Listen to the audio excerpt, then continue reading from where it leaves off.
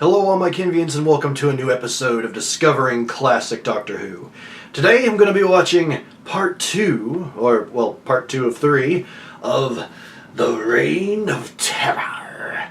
And the episodes I will be watching are A Change of Identity and The Tyrant of France. Now, between recordings, I did double check, and apparently it is episodes 4 and 5 that are missing and have been recreated with animations. So, the first one we will have the regular kind of episode, and then the second one, from what I hear, we will be for a very interesting time as far as animation and all that goes. So I'm very interested to see what all's going to happen here. But will we get any temporary characters that don't die other than the guys on the road? Will the Doctor continue to make plans and they be a little bit too convoluted for their own good, but somehow they still end up working? And will the Doctor continue to get that jaunty traveling music every time he's walking down the street? There's only one way to find out, and that's to watch these episodes. So let's get going in 3, 2, 1, go.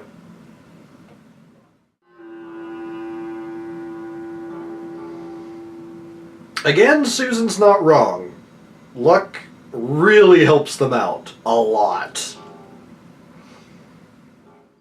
Be very interested in these papers? I consider it my duty. Then perhaps you can confirm that newly... He looks like Bilbo. ...taken to the, what is it, From the Lord of the Rings trilogy, not The Hobbit. Sean, will you help me? Oh, he'll help you all right. Baby Midna! Alice, but you're both very welcome here. I won't begin to thank you. Please, I insist. Is dead. Or drunk. Drunk.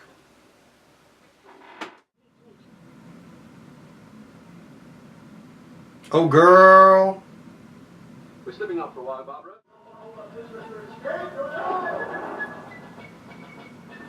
Oh my god.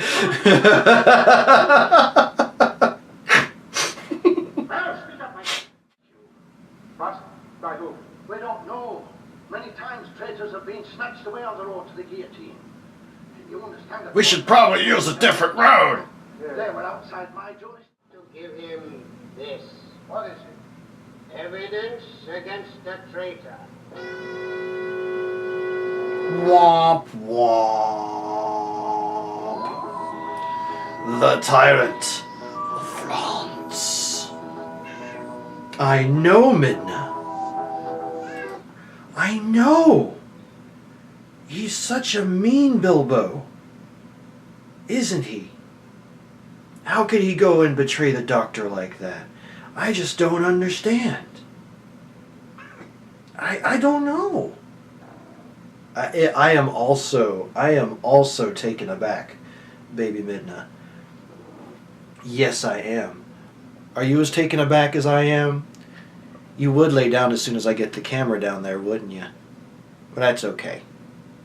Midna also agrees that that ending there was shocking. Absolutely shocking, and we cannot believe that creepy tailor guy that looked strangely like Bilbo Baggins from the Lord of the Rings trilogy would go and betray the Doctor like that. It's so unbecoming. So unbecoming indeed. Anyway. Okay, so, A Change of Identity. We basically... Well, it did introduce us to, I guess, what counts as a small revolution front, or rebels, shall we say, people rescuing those that are bound for the guillotine. Including the character who, Webster? I think I might remember that name right, but it's like the guy that Ian met that we knew for all of like 10 seconds. Introduced us to him, and this Leon guy clearly has a thing for Barbara. And it clearly did not go the direction he hoped it would.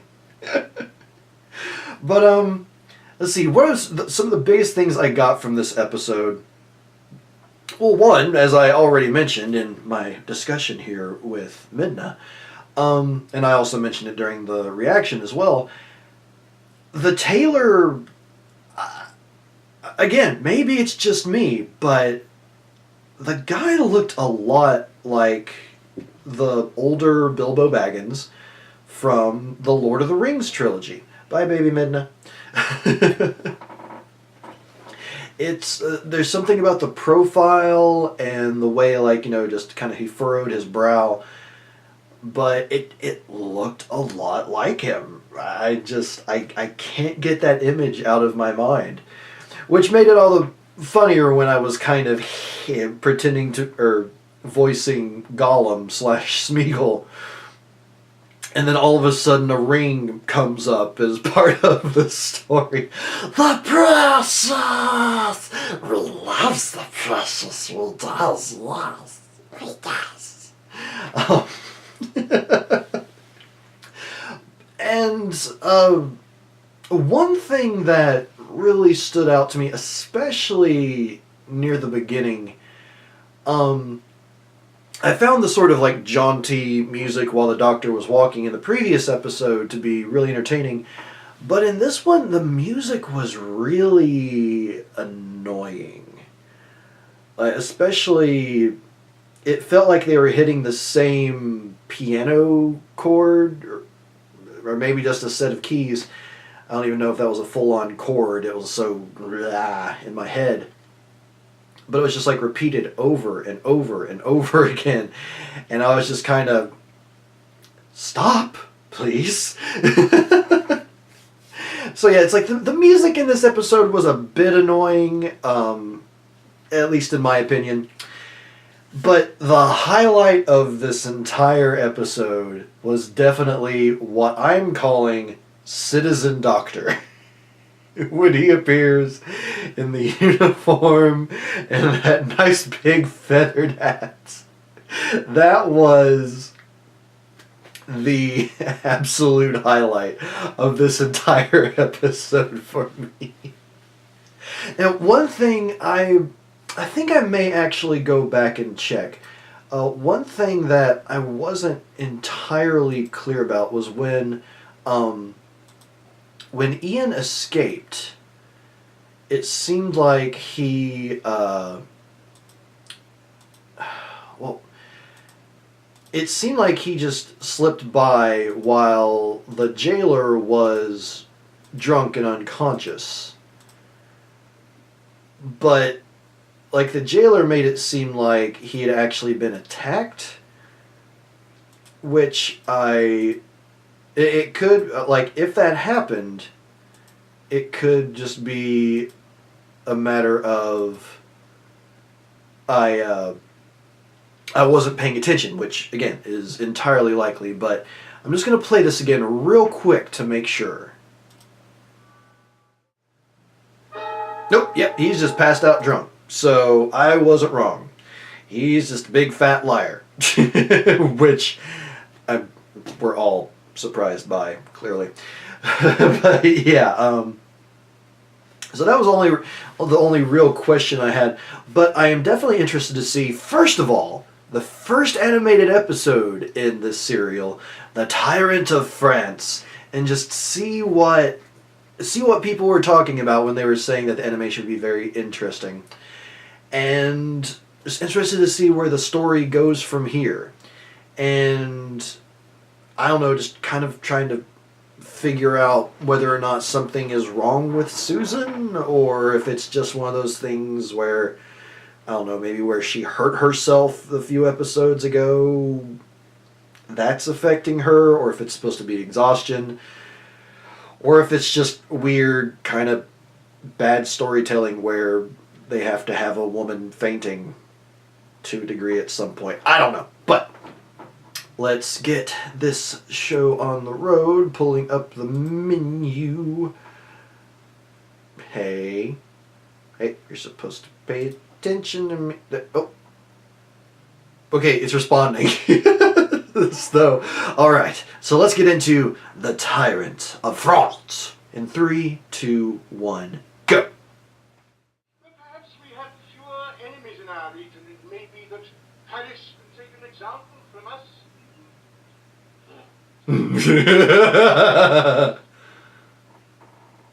We in Paris. This is so uncanny valley. We live in troubled times. Well, you wanted to see me? Yes, Citizen Lemay.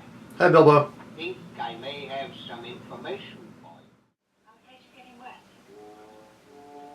Okay. So, I mean, that at least confirms that, yeah, there is something really wrong, and it's not just, like, someone playing around with the fact that, oh, girls faint and get sick all the time.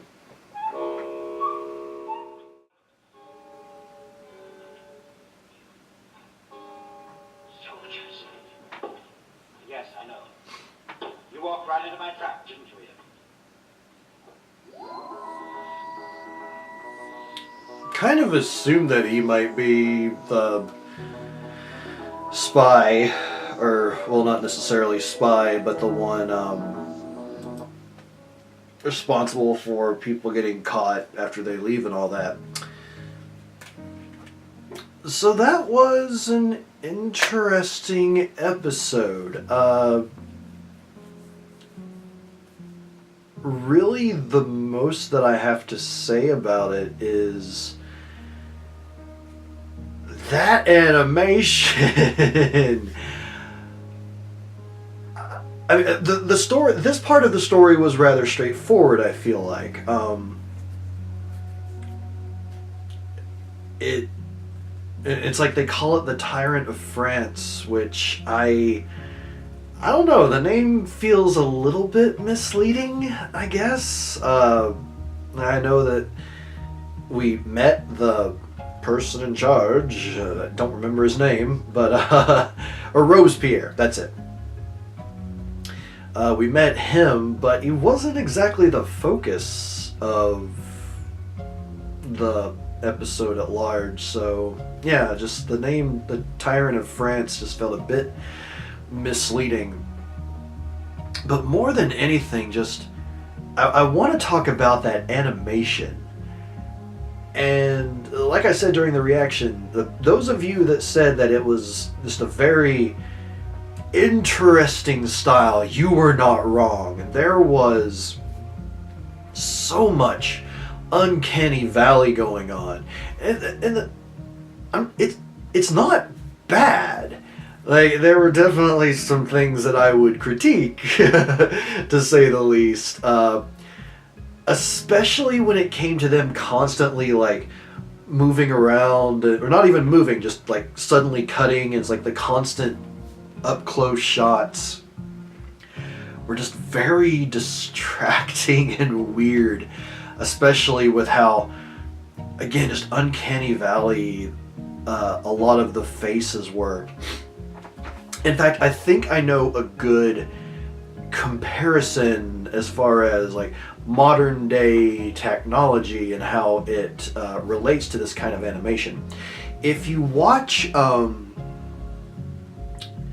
want to say there are certain people who stream on Twitch, and then there are also these apps that basically take a person's face and what body is on camera, and they superimpose these cartoon or just computer generated figures over the body. And with those, there's often just this very uncanny valley. The like lip sync is usually just a bit off, and the eyes can just kind of move around, not necessarily along with the person who's moving, but it's just part of the animation to make it seem more lifelike. And those remind me so much of this animation style. And to be honest, there were certain parts where I was really impressed with it.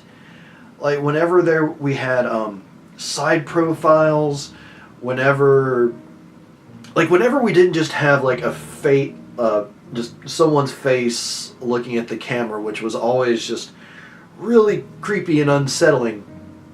Like when the Doctor had his hat on and was moving around, and especially when the soldiers are like moving toward the camera, like not a lot of time to just sit there and settle on the weird uncanny face. It's like the animation was really good in that regard, but I feel like maybe the animation studio was trying a little bit too hard to completely recreate what was going on. Again, it's like my biggest issue would probably be just where it was like there would be these sudden cuts and it would always be someone's face when it was going on. Yeah, I just feel like it was impressive, but I feel like it could have been better. Let's just put it that way. And then again, like as far as the story goes, the traitor is revealed, and it's clear it's like basically everyone is back under custody, it seems like. So I'm interested to see where the story goes from here and how they get out of this situation. But as a whole, the episode was it was alright. You know, again, it's like it was small points, but it did kind of help the story move along a bit. But I'm interested to see what happens in the final 2 episodes of this serial. And also the next episode will be another animated recreation. And I assume it's going to be in the same style, which again will be interesting. I'm curious if there will be any differences, or if like maybe this was their first attempt and for the second episode they changed things up a little bit. It's very unlikely, but I'm interested to see if they do change anything up at all, or if it's at least a little bit less super creepy Uncanny Valley. But yeah, this has been an interesting one. Everyone, thank you for joining me for part 2 of The Reign of Terror. And yeah, let me know your thoughts on these episodes. Let me know your thoughts on what I've had to say so far. Is there anything that you'd like to point out, especially about that last episode, since I was mostly distracted by the animation and a bit not let down, but just found the story plot of the episode to be meh at best. So yeah, I'm I do have one theory. Now, the beginning of the next episode may prove me wrong, but what it seems like has happened here is that Leon is he's basically a mole for the bad guys here.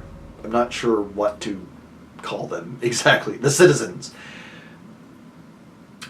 And I think that just maybe Lemaitre is the spy that Ian is looking for. And I'm about to sneeze.